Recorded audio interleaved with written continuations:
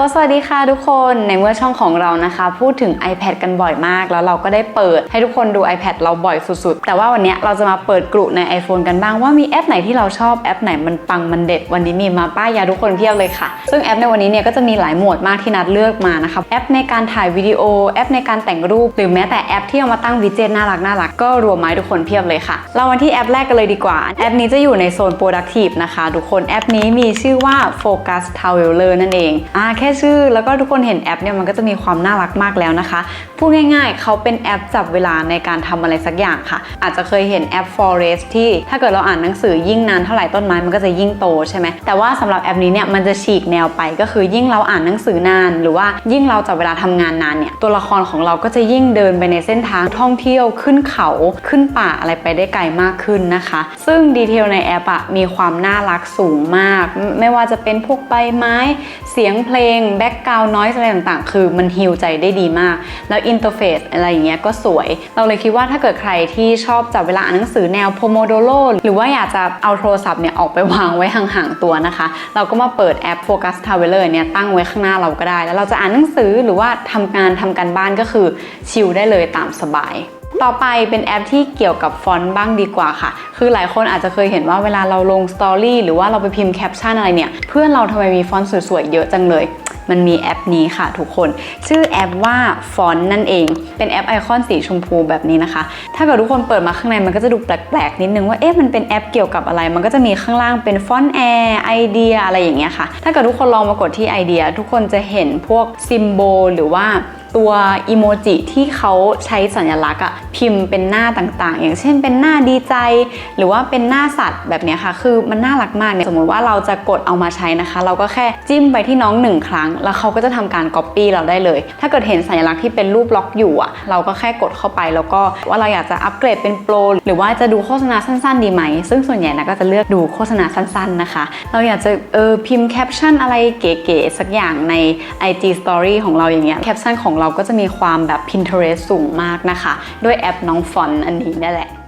และแอปน่ารักยังไม่หมดค่ะเพราะเราจะพาทุกคนมารู้จักแอปถ่ายรูปนั่นเองค่ะแอปนี้เนี่ยจะทำให้โทรศัพท์ของเรากลายเป็นกล้องดิจิตอลแนววินเทจมาเลยจะเล่าให้ฟังว่านัดอยากได้กล้องดิจิตอลวินเทจมากนะคะแต่ว่านัดหาใช้ไม่ได้นัดในร้านไหนคือไม่ทันเลยสักร้านแล้วเราก็บอกว่าโอเคได้ไม่ได้ฉันไม่ใช้ก็ได้แล้วก็มาเจอแอปนี้ค่ะทุกคนชื่อว่า Lo-Fi Cam นั่นเองน้องคือกล้องดิจิตอลที่ย่อมาใส่มือถือของเราซึ่งมันน่ารักและเหมือนจริงมากและแบบอยากให้ทุกคนได้ลองโหลดมาใช้และได้สัมผัสปุ่มเวลาที่เรากดปุ่มเขาหรือกดซูมเข้าซูมออกเนี่ยค่ะคือมันมีความสั่นสะเทือนที่นิ้วเราจริงๆมันให้ความสัมผัสเหมือนกดปุ่มกึกกักกึกกักซึ่งมันเป็นดีเทลที่น่ารักมากแล้วแบบเนี่ยน้องก็คือกล้องหนึ่งแบบนี้เลยกล้องมีให้เลือกเยอะมากนะคะแล้วแต่เลยว่าทุกคนอยากได้กล้องสไตล์ไหนสีประมาณไหนเนาะแล้วก็ถ่ายได้เป็นทั้งโฟโต้แล้วก็วิดีโอด้วยนะคะหรือว่าถ้าเกิดใครที่แบบมีฟุตเทจวิดีโอของตัวเองอยู่แล้วอยากเอามาทำให้มันมีความวินเทจอยากให้ภาพมันเป็นสมัยก่อนมากขึ้นก็เอามาเข้าแอปนี้ก็ได้เป็นอีกแอปหนึ่งที่ทำให้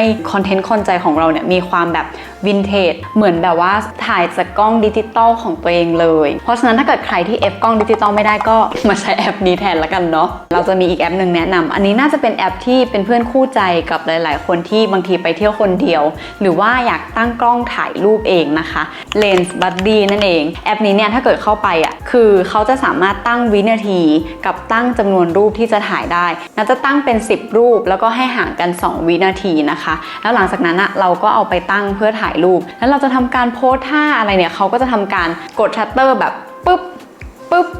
ปึ๊บก็คือมันจะถ่ายอย่างต่อเนื่องเราก็ทำการเปลี่ยนท่าโพสอะไรไปเรื่อยๆซึ่งรูปที่ได้มันก็จะมีความเป็นธรรมชาติมากเพราะว่าเราถ่ายกันไปเกือบ100 เทคแล้วมันก็ต้องมีสักช็อตในภาพนี่แหละที่เราโอเคมากที่สุดแล้วเรารู้สึกว่าเป็นแอปที่ใช้ง่ายแล้วก็ make sense ในการตั้งเวลาถ่ายรูปตัวเองนะคะแล้วก็ในแอปต่อไปเรามาสู่แอปแต่งรูปกันบ้างดีกว่าค่ะแอปแต่งรูปที่ยังเป็นหนึ่งในใจแล้วรู้สึกว่าว้าวซ่ามากกับการแต่งรูปในสมัยนี้นะคะชื่อว่าแอป Snap Edit นั่นเองคือเหมือนเป็นแอปในการแต่งรูป อะไรทั่วไปแต่ว่าเขามีอย่างหนึ่งที่นัดใช้บ่อยมากแล้วรู้สึกว่าถ้าเกิดนึกถึง Snap Edit ก็จะนึกถึงฟีเจอร์นี้นะคะก็คือการลบคนออกคืออย่างสมมติว่าเราไปเที่ยวคาเฟ่เราไปทำคอนเทนต์คอนใจแล้วมีคนอยู่ในรูปภาพเยอะมากเราก็สามารถที่จะค่อยๆ remove เราค่อยๆ blend ค่อยๆทำได้แบบเนียนมากๆคือมันเหมือนไม่รู้มาก่อนว่าตรงนี้เคยมีคนอยู่ด้วยเหรอรูปของเราอ่ะมันคลีนสวยเป็นอะไรที่ตอบโจทย์มากเพราะว่าน้องใช้ง่ายและน้องก็ฉลาดคือแบบเราไม่ต้องมานั่งกังวลว่า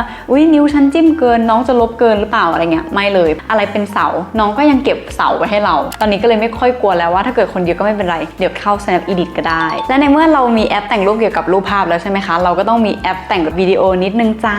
ต้องให้เขาจริงๆนะกับแอปพลิเคชันสมัยนี้นะคะว่าเดี๋ยวนี้แอปมันทำได้ขนาดนี้เลยเหรอสำหรับแอปวิงนะถ้าให้คำจำกัดความนะรู้สึกว่าเป็นการแต่ง